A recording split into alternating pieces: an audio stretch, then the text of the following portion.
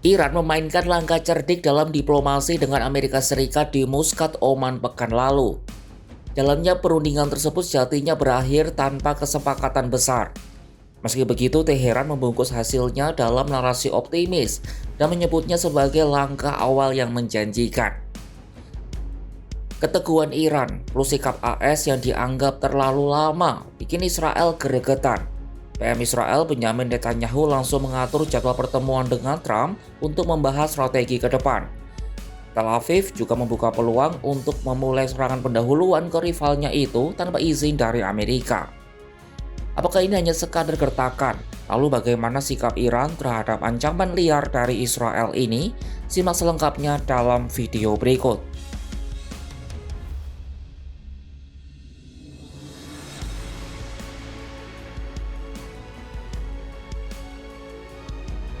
Amerika Serikat dan Iran telah melakukan perundingan di Muscat, Oman pada Jumat 6 Februari 2026. Negosiasi dilakukan secara tidak langsung. Delegasi kedua pihak menyampaikan pandangan mereka lewat perantara diplomat Oman.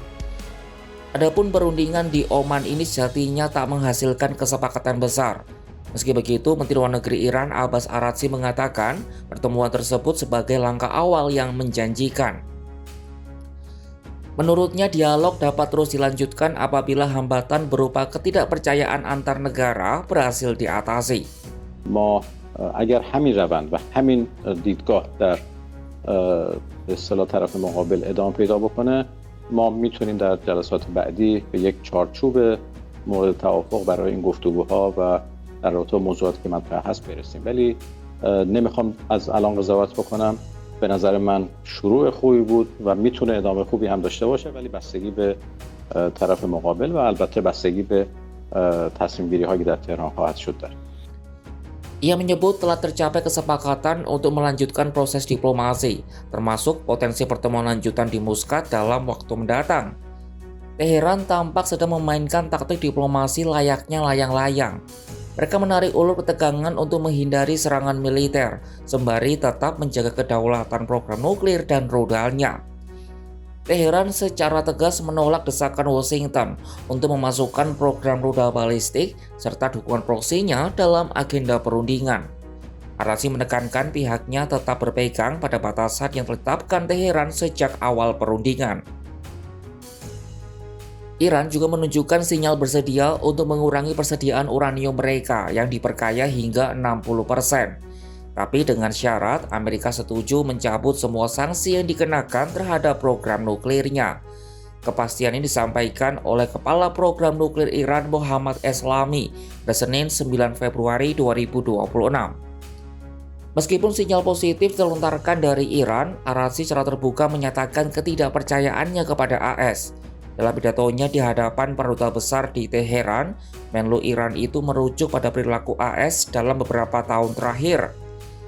Karena itu ia meminta semua lembaga di Iran untuk tetap menjalankan tugasnya, terlepas dari perkembangan negosiasi.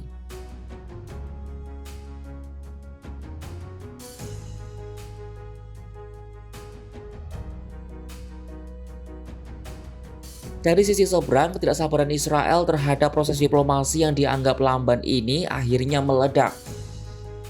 Perdana Menteri Israel Benjamin Netanyahu dijadwalkan bertemu dengan Donald Trump pada Rabu 11 Februari 2026. Para pejabat Israel menggambarkan pertemuan itu sebagai sesi pembentukan strategi.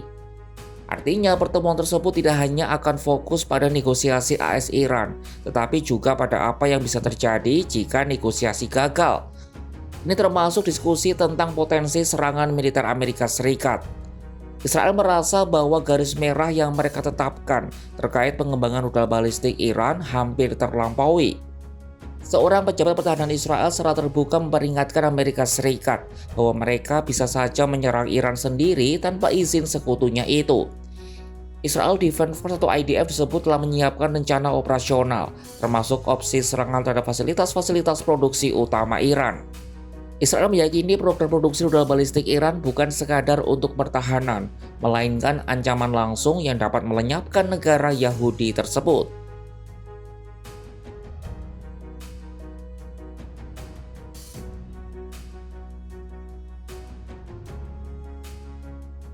Iran tetap menjadi subjek utama yang membelah kepentingan dua sekutu dekat ini. Di satu sisi, Israel mendorong strategi jangka panjang yang maksimalis, yakni perubahan rezim di Teheran, atau setidaknya perwujudan total seluruh kemampuan nuklir dan rudal mereka. Bagi Netanyahu, menghentikan program nuklir saja tidak cukup jika Iran masih memiliki ribuan rudal balistik yang diarahkan ke Tel Aviv. Apalagi karir politik Netanyahu sangat bergantung pada narasinya mengenai bahaya Iran bagi keamanan Israel. Di sisi lain, Presiden Donald Trump menghadapi dilema politik domestik yang berbeda. Trump dinilai sangat enggan terjebak dalam perang berkepanjangan di Timur Tengah yang dapat menguras sumber daya ekonomi AS. Trump lebih condong pada jalur diplomasi transaksional yang bisa ia klaim sebagai kemenangan besar tanpa harus mengerahkan pasukan ke medan tempur. Perbedaan cara pandang ini dimanfaatkan dengan baik oleh Teheran untuk terus memainkan peran tarik ulur dan membiarkan AS Israel berselisih paham soal kapan waktu yang tepat untuk menarik pelatu. Manuver diplomasi Iran saat ini menunjukkan tingkat kecerdikan yang tinggi dalam menghadapi tekanan superpower. Dengan memberikan harapan bersyarat terkait pengayaan uranium, Teheran berhasil menjaga proses dialog tetap berjalan sekaligus menahan gerak militer Amerika Serikat. Tetapi strategi ini justru memicu alarm bahaya di Tel Aviv yang memandang diplomasi tersebut hanyalah topeng untuk memperkuat arsenal rudal balistik. Kini, nasib stabilitas Timur Tengah berada di tangan Donald Trump dan Benjamin Netanyahu dalam pertemuan puncak di Amerika Serikat. Jika Trump memilih untuk tetap pada jalur negosiasi yang panjang, Israel mungkin akan merealisasikan ancamannya untuk bertindak sendirian. Sebaliknya, jika Iran terus bersikukuh menjadikan rudal sebagai harga mati, maka armada perang AS yang kini bersiaga di Teluk mungkin tidak akan lagi sekadar menjadi dekorasi diplomatik. Saksikan kabar lainnya hanya di kanal YouTube Kompas.com.